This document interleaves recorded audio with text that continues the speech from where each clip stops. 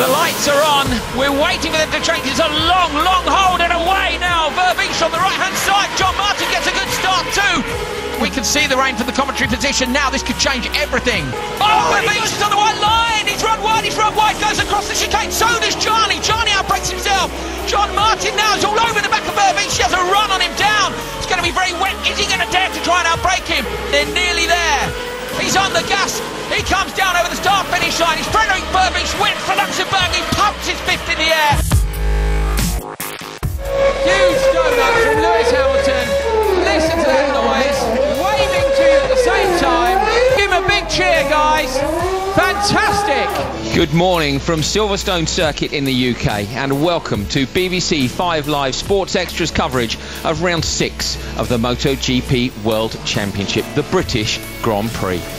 Stoner outbreaks Lorenzo back up the inside, but Lorenzo holding on around the outside. This is 4 corners side by side. It's Lorenzo again on the exit. Is he going to be compromised? Leaning the bike over, it's a third gear left-hander. They have to come off the throttle just a little before they head down Wellington Straight again. Stunning! Five corners in a row. I've never seen 5 corners side by side. Unbelievable.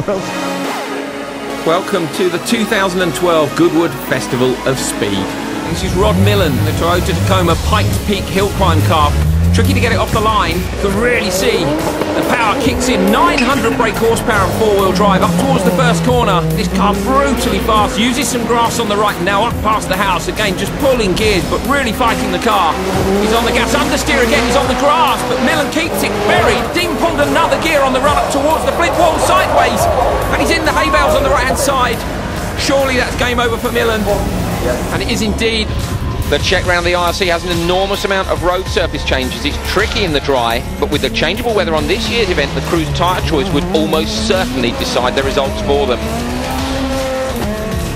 Well, there we are, who'd bet against Delacour with the amount of Monte Carlo experience he got. Of course, he's a previous winner. Here we are, our graphic. That's the first time we've used our shiny new studded tyre graphic. It goes off the line, and so does Francois Delacour. Amazing.